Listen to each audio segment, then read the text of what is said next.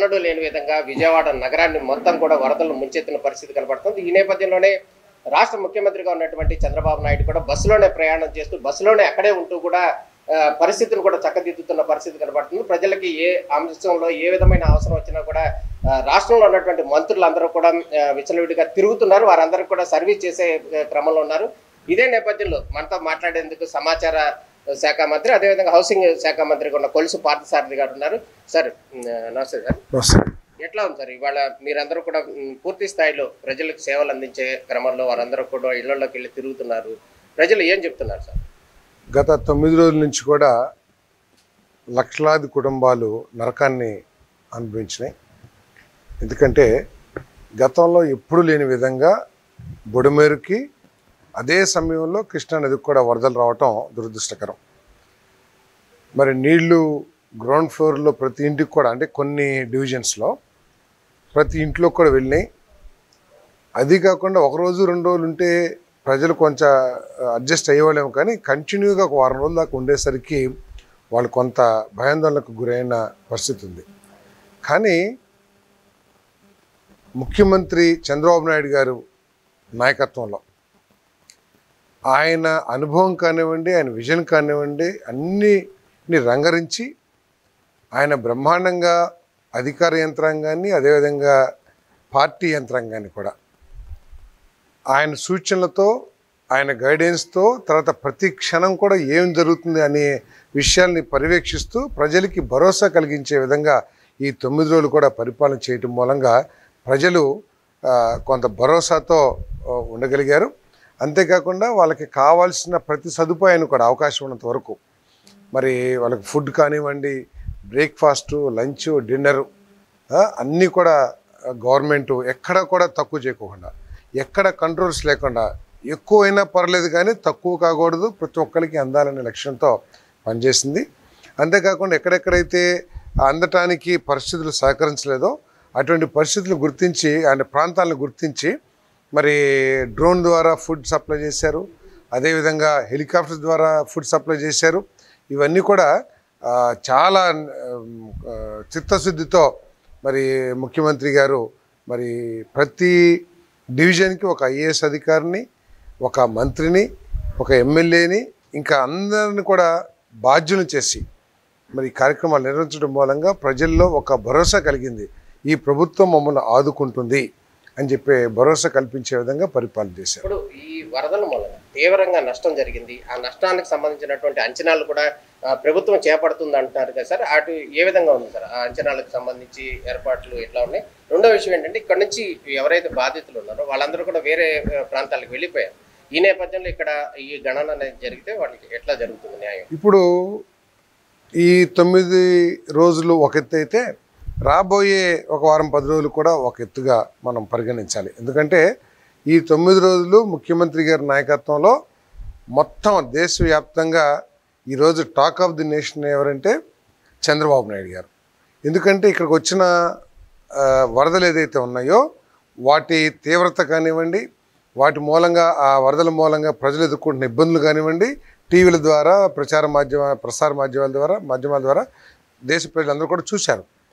అదే సమయంలో ముఖ్యమంత్రి చంద్రబాబు నాయుడు గారు ఏ విధంగా బస్సులోనే పడుకొని ఏదో పైన హెలికాప్టర్లు తిరిగేసి చేతులు ఊపేసి కాకుండా ప్రతిరోజు వరద ముంపుకి గురైన ప్రాంతాలని స్వయంగా నడుచుకుంటూ, ఆ వరద నీరులో, ఆ డ్రైనేజ్ నీరులో నడుచుకుంటూ, అదేవిధంగా సెక్యూరిటీ మెజర్స్ కూడా పక్కన పెట్టి ఆయన జేసీబీ కానివ్వండి, లేదా ప్రొక్లైన్ కానివ్వండి, లేదా ట్రాక్టర్ కానివ్వండి, నడిచి కానివ్వండి, వెళ్ళిన తీరు, పనిచేసిన తీరు దేశం అంతా కూడా అప్రిషియేట్ చేస్తూ ఉంది ఈరోజు. ఇక నుంచి మరి రాబోయే 9 రోజుల్లో ఏం జరుగుతుందో, మా నష్ట పరిస్థితి ఏమిటి అనే ఆలోచన ఉండటం సహజం ప్రజలందరూ కూడా. కానీ వాళ్ళు భరోసా వస్తూ ఉన్నారు. ఎందుకంటే గత 9 రోజులు జరిగిన పరిస్థితులు ఏ విధంగా ఉన్నాయో, లేకపోతే ప్రభుత్వం ఏ విధంగా పట్టించుకుందో, ముఖ్యమంత్రి గారు స్వయంగా ఏ విధంగా పర్యవేక్షణ చేశాడో, వీటన్నిటిని దృష్టిలో పెట్టుకుని ఒక భరోసా అవుతూ ఉన్నారు, మాకు న్యాయం చేస్తుంది ప్రభుత్వాన్ని. సో ఆ భరోసాని నిలబెట్టుకుంటాం కూడా మా ప్రభుత్వానికి ముఖ్యం ఈరోజు. కాబట్టి ఈరోజు ఏం చేశారంటే 1700 టీముల్ని 140-145 వార్డ్స్ ఉన్నాయి. ప్రతి టీంలో ఒక డిప్యూటీ తహసీల్దారు, ఒక రెవెన్యూ ఇన్స్పెక్టరు, ఒక వార్డ్ వెల్ఫేర్ అసిస్టెంట్, ఒక కానిస్టేబుల్, నలుగురిని ఒక టీమ్గా ఏర్పాటు చేసి ప్రతి సచివాలయానికి ఒక ఐఏఎస్ అధికారి, ఒక డిస్ట్రిక్ట్ అధికారి, అదేవిధంగా ప్రజాప్రతినిధులు, పార్టీ నాయకులు కూడా బాధ్యులు చేసి పర్యవేక్షించడానికి ఈ ఎన్యూమినేషన్ స్టార్ట్ చేశాం. ఎన్యూమినేషన్ స్టార్ట్ చేసి ప్రాథమిక సర్వే ప్రకారం దాదాపు 2,40,000 2.5 లక్షల దాకా నష్టపోయారనేది ప్రాథమిక సర్వే. కానీ ఇది అదే ఫిక్స్డ్ కాదు. ఒకవేళ ఎక్కువైనా ఇస్తాం, దాంట్లో ఎటువంటి అనుమానం లేదు. ఏదైతే ఎన్యూమినేషన్ చేశారో వాటన్నింటిని కూడా ఒక యాప్ తయారు చేసి దాంట్లో అప్లోడ్ చేస్తాం. చూసుకుని దాంట్లో ఎవరికైనా న్యాయం జరగలేదనో లేదా మా పేరు లేదనో భావిస్తే కనుక వారు వెంటనే ప్రభుత్వాన్ని సంప్రదించవచ్చు, అధికారులను సంప్రదించవచ్చు. తప్పకుండా వారికి కూడా న్యాయం చేస్తాం పరిస్థితిని బట్టి. తర్వాత కొంతమంది మీరు చెప్పినట్లు చాలామంది ఒక లాంగ్ టైం అంటే 9 రోజులు ఈ ముంపుంటం మూలంగా చాలామంది ఏం చేశారంటే వాళ్ళ మిత్రుల దగ్గరకో లేదా దూర ప్రాంతాలకో బంధువుల దగ్గరకో తాళాలు వేసి వెళ్ళిపోయారు.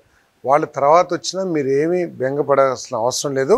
మీరు ఎప్పుడు వచ్చినా మీ ఇంటికి సంబంధించి ఎన్యూమరేట్ కాలేదనుకుంటే కనుక మీరు అధికారులు సంప్రదించండి. తప్పకుండా వాళ్ళని కూడా వాళ్ళ నష్టపరిహారాన్ని కూడా ఎన్యూమరేట్ చేస్తాం. ఇప్పుడు బుడమేరు అనేది ఇప్పుడు సమస్య కాదు.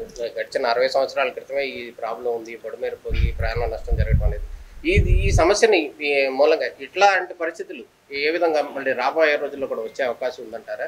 ఈ బుడమేరుని కట్టడి చేసే ప్రయత్నంలో భాగంగా మన మంత్రులు కూడా బాగా పనిచేశారంటున్నారు. దాన్ని ఎట్లా అర్థం? తప్పకుండా దీనికి శాశ్వత పరిష్కారాన్ని కనుగొనాల్సిన అవసరం ఉంది. ప్రతి ప్రభుత్వం కూడా ఈ డ్రైనేజెస్ని, కాలువల్ని మనం మెయింటైన్ చేసుకుంటూ ఉండాలి. ఏ విధంగా అయితే మన ఆరోగ్యాన్ని మనం మెయింటైన్ చేసుకుంటామో అదేవిధంగా ఈ వ్యవస్థను కూడా మనం మెయింటైన్ చేయాలి. మెయింటైన్ చేయకోకుండా వదిలేసేస్తే, అదేవిధంగా వాటి గురించి పట్టించుకోకుండా వదిలేస్తే ఇటువంటి సమస్యలు ఉత్పన్నమవుతాయి అనేది ఈరోజు మనకు ఒక ఎగ్జాంపుల్. గత ప్రభుత్వం ఈ వీడ్ రిమూవల్ కానివ్వండి, లేకపోతే డీసిల్టింగ్ కానివ్వండి, లేకపోతే కబ్జా చేస్తుంటే వాళ్ళ మీద కఠిన చర్యలు తీసుకుంటాం, కానీ వీటన్నిటిని వదిలేసింది కాబట్టి ఇటువంటి పరిస్థితి వచ్చింది అనేది మనకు స్పష్టంగా అర్థమవుతుంది. తప్పకుండా ఈ ప్రభుత్వం పర్మనెంట్ సొల్యూషన్గా, ఎందుకంటే ఒకప్పుడు ఒక 15,000 20,000 క్యూసెక్కులతో ఉన్న బుడమేరు ఈరోజు 47,000 45,000 క్యూసెక్కులు వరద వచ్చింది. సో దాన్ని తట్టుకోవాలంటే కూడా కష్టం కదా. దానికి తోడు ఇప్పుడు కుంచుకుపోయింది బుడమేరు కబ్జాల మూలంగా. వీటన్నిటి మీద ఒక సమగ్రమైన ప్రణాళికతో పర్మనెంట్గా మనం చేయాలి. రాబోయే భవిష్యత్తులో పెరిగిన జనాభాని దృష్టిలో పెట్టుకుని, ప్రస్తుతం అట్మాస్ఫియర్లో వస్తున్న చేంజెస్ మూలంగా వస్తున్న విపరీతమైన వర్షాలను దృష్టిలో పెట్టుకుని, కానీ వీటన్నిటిని దృష్టిలో పెట్టుకుని దీన్ని ఒక ప్లానింగ్గా చేయాల్సిన అవసరం ఉంది. ముఖ్యమంత్రి గారు స్పష్టంగా ఒక 2-3 సంవత్సరాల్లో చేస్తారని చెప్పినట్లు నేను కూడా వార్తలు చూశాను. తప్పకుండా ఈ ప్రభుత్వం చేస్తుంది. ఇప్పుడు ఇక సీజనల్ ప్రాబ్లం కూడా, సీజనల్ వ్యాధులు కూడా వచ్చే అవకాశం ఉందంటున్నారు. దానికి సంబంధించేటువంటి జాగ్రత్తలు ఇప్పుడు ఇందాక అన్నట్లు 9 రోజులు అయిపోయింది. ఈ వారం 10 రోజులు కూడా చాలా క్రూషియల్.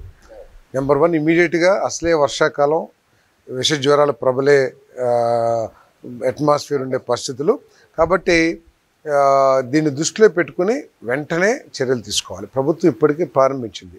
రాష్ట్ర వ్యాప్తంగా 4,000 మంది పారిశుద్ధ్య కార్మికులు తీసుకురావడం కానివ్వండి, లేకపోతే లోకల్గా ఎంగేజ్ చేయటం కానివ్వండి, వాళ్ళందరినీ అన్ని వార్డ్స్లో కూడా క్లీనింగ్ కోసం పెట్టారు. దానికి తోడు ఈ ఫైర్ మన వెహికల్స్ ఏదైతే ఉంటాయో వాటిని తీసుకొచ్చి ఇల్లు కూడా కడిగిస్తున్నారు. క్లీనింగ్ అసలు ఎప్పుడు కూడా మనం వినలా. ఏదో రోడ్లు క్లీన్ చేసేవాళ్ళు, లేకపోతే ఊడ్చేవాళ్ళు, అసలు ఈ వర్షం ఆగిపోగానే ఎవరి దారి వాళ్ళు వెళ్ళిపోయేవాళ్ళు. కానీ ముఖ్యమంత్రి గారు ఆ విధంగా చేయకోకుండా ఈ మన లారీ గంటల కారు అంటాం, ఫైర్ వెహికల్స్, ఆ వెహికల్స్ ఫైర్ ఇంజిన్స్ని తీసుకొచ్చి మొత్తం ఇళ్ళల్లో కడిగిస్తున్నారు.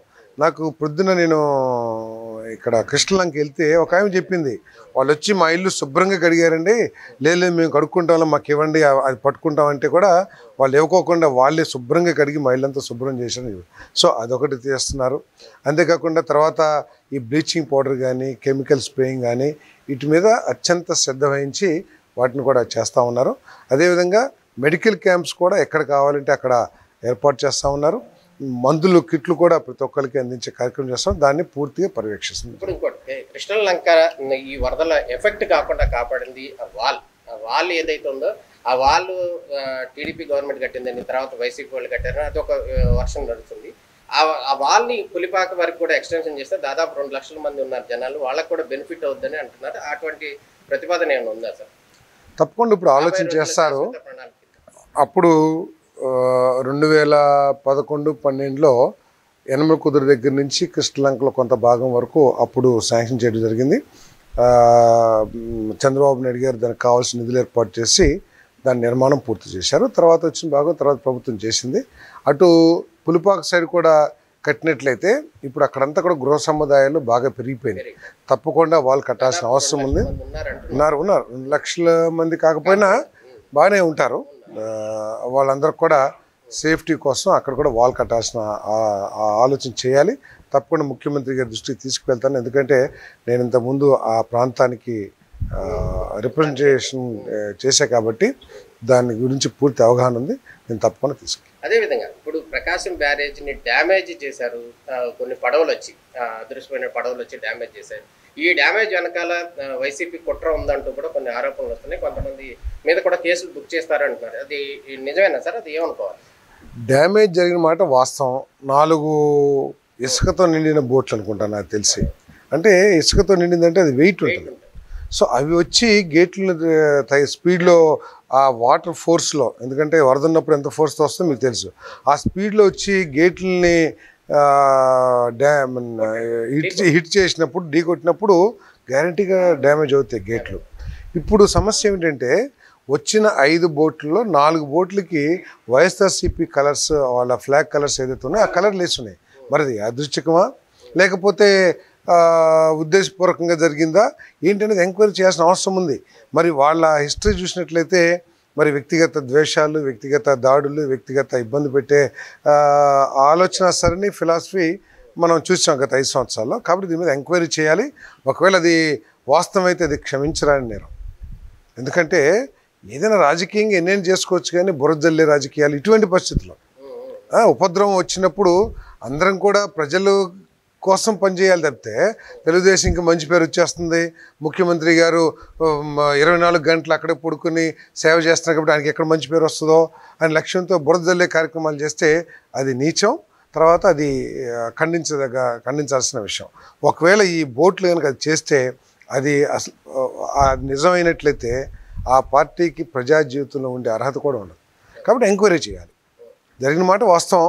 సో దాంట్లో 4 పడవలకి వైఎస్ఆర్ కాంగ్రెస్ పార్టీ రంగులు ఉండటం కూడా వాస్తవం. కాబట్టి ఎంక్వైరీ చేస్తారు. సరే, పేర్లు అన్నీ నాకు తెలీదు. కాబట్టి అవకాశం ఉంది కాబట్టి దాని మీద ఎంక్వైరీ చేసి తగు చర్యలు తీసుకుంటారు. అదేవిధంగా ఇప్పుడు నిరంతరంగా రాత్రి కూడా చంద్రబాబు నాయుడు గారు కష్టపడుతున్నాడు, అది చూస్తున్నారు జనాలు.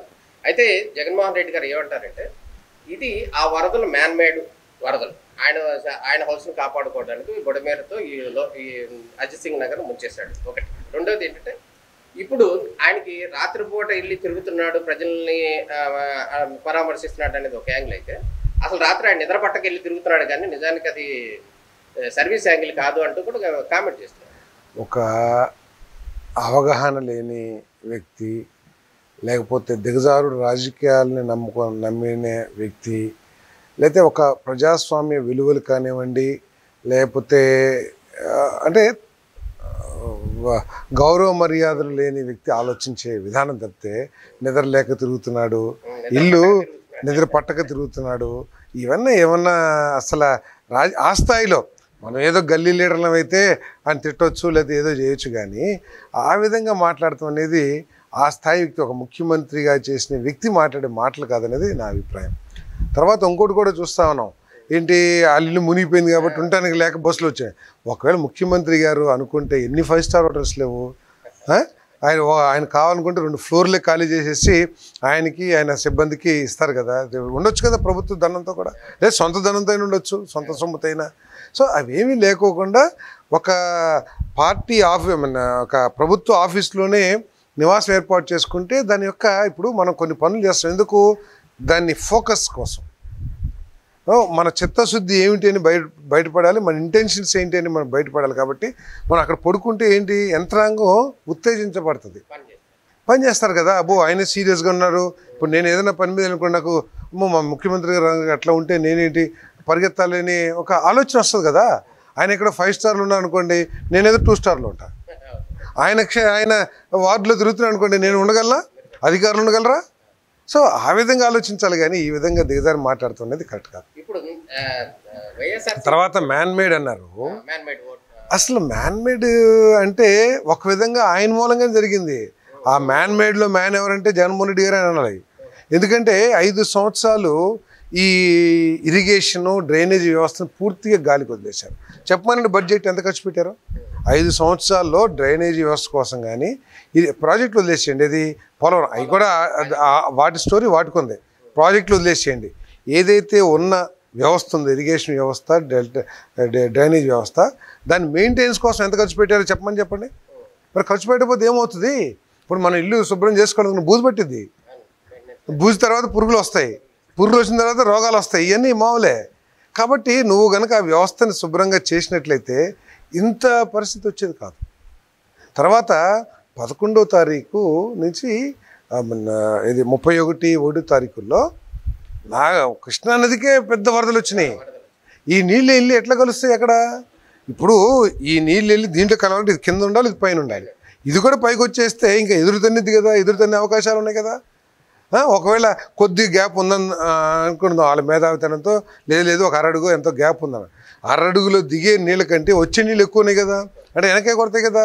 సో ఇవన్నీ ఆలోచించకుండా, అంతేకాదు ఇది 15,000-20,000 ఉండే బుడమేరు ఈరోజు పరిస్థితుల మూలంగా 47,000 వచ్చింది. అక్కడ మన యూటీ ఉంది, యూటీ దగ్గర 2 వెంట్లే ఉన్నాయి. ఆ 2 వెంట్లలో ఎంత వాటర్ వెళ్తుంది? 15,000-20,000 నీరు ప్రవహించే సామర్థ్యం అనుకోండి. ఇప్పుడు 47,000 వచ్చినప్పుడు ఎట్లా వెళ్తాయి? అంతేకాకుండా మీ ప్రభుత్వ హయాంలో ఎంత కబ్జాలు గురైంది బుడమేరు. తర్వాత అక్కడ ఆ ప్రభుత్వం ఇదేసింది, ఇది లేఅవుట్ లేపించింది. అక్కడ దాంట్లో ఏం చేశారు? పైపులు పెట్టారు. అక్కడ కల్వర్ట్ కట్టాల్సింది పైపులు పెట్టారు. సో ఇవన్నీ కూడా దీనికి దోహదపడ్డాయి. గత 5 సంవత్సరాలు కనుక కొద్దిగా దూరదృష్టితో ముందు చూపుతూ ఆలోచించినట్టయితే ఇంత నష్టం దాపురించేది కాదనేది వాస్తవం. ఇప్పుడు గత ఎన్నికల్లో ఇప్పుడు వైసీపీకి కూడా ఒక ప్రభావవంతమైనటువంటి ఓట్లు జనాలు వేశారు. ఆ పార్టీని కూడా కొంతవరకు వేశారు నమ్మి. కానీ ఆ పార్టీకి సంబంధించిన వాళ్ళు ఎవరో ఈ రాష్ట్రంలో ఉన్నటువంటి ప్రజలందరూ వరదల్లో ఇబ్బంది పడుతున్న పరిస్థితుల్లో ఆ వైసీపీకి పార్టీకి సంబంధించిన వాళ్ళు ఎవరు కూడా సర్వీస్ చేస్తున్నట్టు కనపడలేదు. దీన్ని ఎట్లా అర్థం చేసుకోవాలి? అంటే ఆ నాయకుడి మీద ఉన్న నమ్మకం కానివ్వండి, లేకపోతే ఆ నాయకుడి వ్యవహార శైలి పట్ల వాళ్ళకున్న అభిప్రాయం కానివ్వండి, లేకపోతే నాయకత్వం డ్రైవ్ చేసే విధానం కానివ్వండి. ఇప్పుడు తెలుగుదేశం పార్టీ యంత్రాంగం ఉంది. ఇప్పుడు నేనున్నాను, మా నూజివీడు నుంచి నేను ఒక 10,000 మందికి భోజనం చేయమని నా వ్యక్తిగతంగా స్టార్ట్ చేశాను. దాన్ని చూసి ఏం చేశారు? ప్రతి ఊరు నుంచి 10,000 ఇంకెంత పంపించమంటారు, ఈ లారీ ఎక్కడ పంపించమంటారు, ఈ ట్రాక్టర్ ఎక్కడ పంపించమని చెప్పేసి రోజు ఫోన్లు వచ్చినాయి. ఆఖరికి నేను చేయాల్సిన పని ఆగిపోయింది. నేను ఫస్ట్ డే ఏం చేశాము, ఇది కొంచెం ఫస్ట్ డేలో ఏదో కొద్దిగా ఇబ్బంది ఉందని చెప్పేసి ఎవరి కాలం నేను ఒక 17,500కి కావాల్సిన సరంజం చేశాను. నాకు ఏదైతే రెస్పాన్సిబిలిటీ ఇచ్చారో ఆ 2 వాళ్ళకి చేశాను. నేను చేస్తాను చూసి మా నాయకులందరూ కూడా ప్రతి ఊర్లో మొదలుపెట్టేశారు. ఒకళ్ళు బట్టలు ఇచ్చారు, ఒకళ్ళు భోజనం ఇచ్చారు, ఒకళ్ళు వేరే బియ్యం ఇచ్చారు. అట్లా ఎవ్రీ డే చేస్తాం మొదలుపెట్టారు. సో అటువంటి స్ఫూర్తి కావాలి కదా నాయకత్వం దగ్గర నుంచి. ఆయన చంద్రబాబు నాయుడు గారు కష్టపడ్డారు కాబట్టి ఆయన కష్టాన్ని చూసి మేము స్ఫూర్తి పొందాం. మరి ఆ నాయకుడి దగ్గర నుంచి లేనప్పుడు స్ఫూర్తి లేదనేది నా అభిప్రాయం. ఇప్పుడు తీవ్రంగా నష్టపోయినటువంటి ప్రజలకు సంబంధించి ముఖ్యమంత్రి చంద్రబాబు నాయుడు తరఫున కానీ, అదేవిధంగా మీరు సమాచార శాఖ మంత్రిగా ఉన్నారు, మీరు ప్రజలకు ఎటువంటి భరోసా ఇవ్వబోతున్నారు పైన? ఈ 9 సంవత్సరాలు 9 రోజులు ఏ విధంగా అయితే కష్టాల్లో ఉన్న ప్రజలు ఆదుకోవడానికి కష్టపడ్డామో, రాబోయే రోజుల్లో కూడా వాళ్ళ నష్టాన్ని అధిగమించడానికి లేకపోతే భవిష్యత్తు కోసం అదే విధంగా భరోసా కల్పిస్తామని చెప్పేసి భావిస్తాం. ఫైనల్గా ఒక మాట, ఇప్పుడు ఇంత వరదలు వచ్చినా కూడా అంటే ఇటు విజయవాడ సరౌండింగ్ మునిగింది కానీ అమరావతికి ఎటువంటి ఇబ్బంది లేదు అనేది ఒక వర్షన్ వచ్చింది. దీంతో ఇప్పుడు ఒకవేళ అమరావతి ఎప్పుడు వరదలు వస్తే మునిగిపోతాయి అనేది కొన్ని రూమర్స్ వస్తుంది. కానీ దీంతో అది అర్థమైపోయింది కదా. అమరావతి మీద బురద చల్లారు, అమరావతి మీద వ్యక్తిగత ద్వేషం పెట్టుకుని అమరావతిని డెవలప్ కాకుండా చూడాలని భావించారు అనేది అర్థమవుతుంది కదా.